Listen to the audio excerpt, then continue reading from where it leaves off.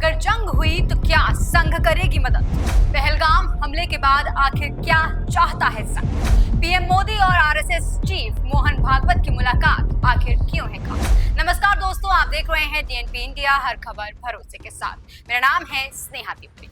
दोस्तों, 29 अप्रैल को पहलगाम हमले के बाद आरएसएस प्रमुख मोहन भागवत की मुलाकात प्रधानमंत्री नरेंद्र मोदी से हुई थी। तो ये मुलाकात आखिर क्यों है खास, इसके क्या कुछ मायने निकल कर आते हैं, ये समझेंगे। दरअसल दोस्तों, इस मुलाकात को इसलिए भी खास माना जा रहा है क्योंकि 2014 में बीजेपी की जीत के बाद से ये पहली बार था जब आरएसएस प्रमुख प्रधानमंत्री नरेंद्र मोदी से मिलने उनके आवास पहुंचे हों। यही नहीं, 100 वर्षों के इतिहास में पहली बार प्रधानमंत्री से मिलने आरएसएस प्रमुख उनके आवास पहुंचे हों। तो ऐसे में इसीलिए इस मीटिंग को खास माना जा रहा है और इस मीटिंग की चर्चा इसलिए भी होना आवश्यक है क्योंकि दोस्तों, भारत ही नहीं, दुनिया की सबसे बड़ी स्वयंसेवक संगठन आरएसएस है और आखिर पहलगाम हमले के बाद वो क्या चाहता है ये समझना चाहिए। इसे समझने के लिए पहलगाम हमले के बाद से उनके बयान जो आए हैं सामने, उन पर थोड़ा ध्यान दीजिएगा दोस्तों।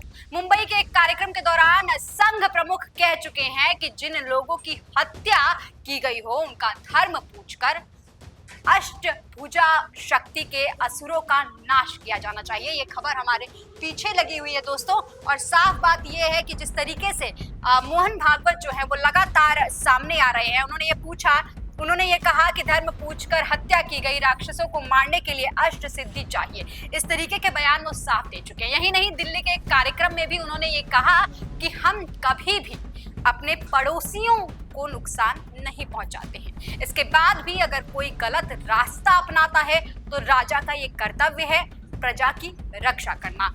राजा अपना काम करेगा। ये भी कटिंग आपके सामने लगी हुई है दोस्तों, we never harm our neighbours, इस तरीके की कटिंग हमारे सामने लगी हुई है। ये एएनआई की खबर है और इसी में इन्होंने बोला था कि हम कभी भी अपने पड़ोसियों को नुकसान नहीं पहुंचाते हैं, लेकिन बदमाशों को सबक सिखाना हमारा धर्म है। हम कभी नहीं पहुंचाते हैं हार्म और इंसल्ट अपने नेबर्स को, लेकिन अगर कोई बदमाश बन जाए तो उसे सबक सिखाना चाहिए। राजा का ये कर्तव्य है कि वो अपनी प्रजा की रक्षा करे। इस तरीके के बयान वो लगातार देते रहे।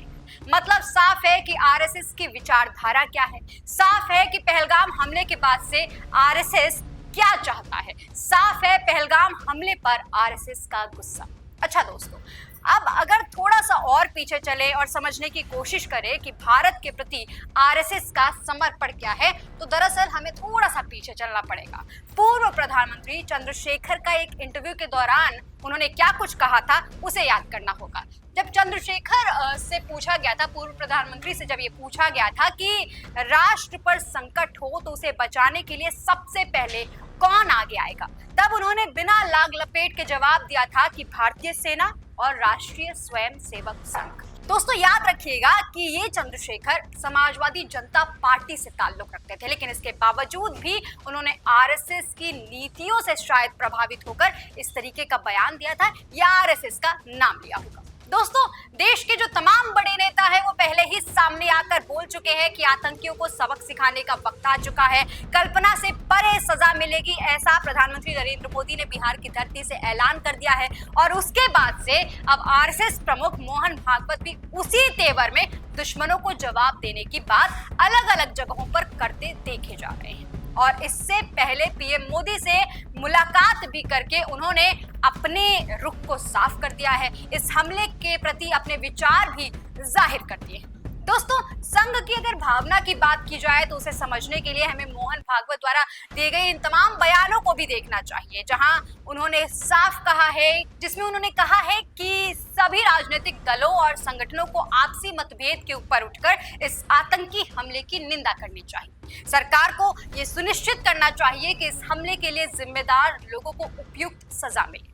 और साथ ही इसके बाद प्रधानमंत्री नरेंद्र मोदी से उनकी मुलाकात, करीबन 1.5 घंटे की ये मुलाकात बहुत कुछ बतलाती है, बहुत कुछ इसके मायने हैं। और साथ साथ ये भी बताया जा रहा है कि क्या कुछ इस 1.5 घंटे में बातचीत हुई वो ना ही बीजेपी की तरफ से खुलकर सामने आई है, ना आरएसएस की तरफ से इसका कोई भी जिक्र किया गया है, लेकिन मायने बहुत कुछ निकाले जा रहे हैं। खबरों की माने तो चर्चा जो है वो पहलगाम हमले पर केंद्रित रही है। दिलचस्प बात तो ये है दोस्तों कि इस मुलाकात के ठीक पहले प्रधानमंत्री नरेंद्र मोदी से रक्षा मंत्री राजनाथ सिंह, सीडीएस और तीनों ही सेना के प्रमुखों से मुलाकात हुई थी। 70 मिनट की वो मुलाकात चली थी जिसमें सेना को फ्री हैंड दिया गया था। मतलब सेना अब तय करेगी कि ऑपरेशन समय और तारीख क्या होगा। और उसके बाद से आरएसएस प्रमुख से ये 1.5 घंटे की मुलाकात बहुत कुछ बतलाती है। भागवत ने कहा है वैसे भी कि सरकार के हर फैसले में आरएसएस साथ है। आरएसएस का ये आह्वान जो है वो आतंकी संगठन और आतंक के आकाओं को सबक सिखाने के लिए है। और इसके साथ ही माना यह जा रहा है कि पहलगाम हमले के बाद मोहन भागवत की ये जो मुलाकात है वो बहुत कुछ बतला रही है। वो बतला रही है कि उनका गुस्सा कितना ज्यादा है और उनका ये भी कहना है कि अगर हमारे पास ताकत है तो इस हमले का जवाब भी जरूर देना चाहिए। बशर्ते हम अहिंसा के पुजारी हैं, लेकिन ऐसी परिस्थितियों में जवाब देना लाजमी हो जाता है क्योंकि पहलगाम में जो हुआ वो धर्म पूछकर लोगों को मारा गया है। तो ऐसे समय में संघ प्रमुख की जो चिंता है वो समझी जा सकती है। माना तो ये भी जा रहा है कि जैसे प्रधानमंत्री नरेंद्र मोदी ने बिहार की धरती पर देशवासियों को भरोसा दिलाया कि कल्पनाओं से परे सजा दी जाएगी, वैसे ही एक संगठन और आरएसएस जैसे संगठन के प्रमुख होने के नाते मोहन भागवत को भी वैसा ही भरोसा दिलाया गया होगा, वैसा ही आश्वासन दिया गया होगा। मोहन भागवत भी इस वक्त पूरी तरीके से देश और सरकार के साथ नजर आ रहे हैं। उन्होंने साफ बोला है कि सरकार के हर फैसले में साथ खड़ा रहेगा संघ। ये टाइम्स नाउ की कटिंग है, टाइम्स नाउ अखबार ने ये छापा है, ये हम आपको बता रहे हैं। तो इसके बहुत कुछ मायने निकलते हैं, वो भी तब जब 1.5 घंटे की मुलाकात प्रधानमंत्री नरेंद्र मोदी से आरएसएस प्रमुख मोहन भागवत की हुई होगी। दोस्तों 7 मई यानी कि कल से मॉक ड्रिल के निर्देश भी दे दिए गए हैं। तो ऐसे में सवाल ये उठता है दोस्तों कि अगर जंग होगा तो आरएसएस कैसे देश की मदद करेगा, इस जंग में कैसे मदद करेगा। दोस्तों मोहन भागवत का एक बयान था, जरा उस पर भी नजर डालिएगा। मोहन भागवत ने कहा था, ये 2018 का उनका बयान है कि आरएसएस 3 दिन के भीतर सेना तैयार कर सकता है। ये 2018 का बयान है। मतलब वो अपनी क्षमताओं के बारे में बता रहे हैं। वो कह रहे हैं कि हम चाहे कोई सेना ना हो लेकिन हमारा अनुशासन जो है वो सेना के जैसा ही है। हम सैन्य संगठन नहीं पारिवारिक संगठन है, लेकिन संघ में सेना जैसा अनुशासन है। अगर कभी देश को जरूरत हो और संविधान इजाजत दे तो स्वयं सेवक संघ मोर्चा संभाल लेगा, ये इन्होंने बताया है।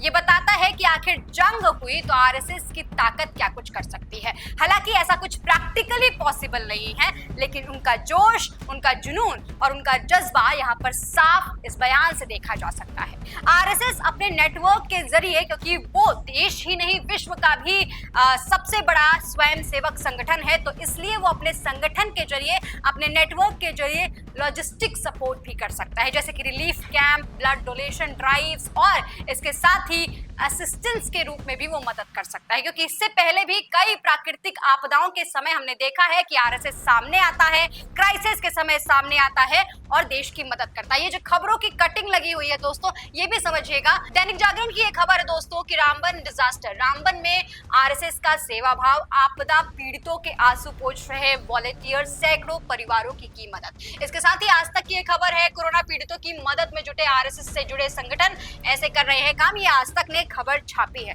तो दोस्तों इसके साथ ही ये भी समझिएगा कि आरएसएस के जो स्वयंसेवक हैं वो आपदा प्रबंधन के भी अभी फिलहाल गुण सीख रहे हैं। तो ऐसे में माना तो यही जा रहा है कि अगर ऐसी कोई हालात आते हैं, ऐसी कोई आपातकालीन स्थिति होती है तो वो सामने आएंगे, देश की मदद करेंगे। और साथ ही बात तो ये भी है क्योंकि वहां पर धर्म के आधार पर गोली मारी गई, तो ऐसे में आरएसएस का गुस्सा जाहिर है। ऐसे समय में वो हिंदूवादी एजेंडे को भी देश के सामने मजबूती से रख सकते हैं और देश को इस बिना पर एकजुट कर सकते हैं, जैसा उन्होंने पश्चिम बंगाल में किया था।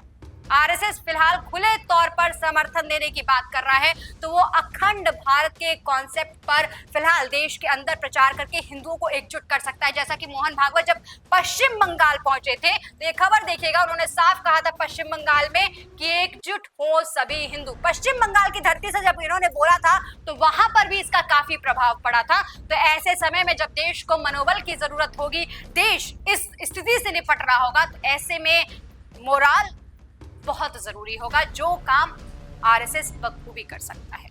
अगर जंग हुई तो आरएसएस मिलिट्री मदद नहीं कर सकता, ये तो साफ है, लेकिन ये भी साफ है कि वो अपने वॉलंटियर्स के जरिए अखंड भारत और देश के मोराल पर जरूर काम कर सकता है, उसको मजबूत जरूर काम कर सकता है। अब बहुत सारे लोग आरएसएस की कार्यशैली पर सवाल उठा रहे हैं, मैं उनके जवाब देने नहीं आई हूं यहाँ पर, लेकिन साफ बात यह है कि जो सवाल पूछे जा रहे हैं उन तमाम सवालों के जवाब जरूर इस वीडियो में आपको दिखाई दे रहे होंगे। दोस्तों, आपको ये वीडियो कैसी लगी कमेंट सेक्शन में लिखकर जरूर बताइएगा और ऐसी खबरों के लिए देखते रहिए डीएनपी इंडिया, हर खबर भरोसे के साथ।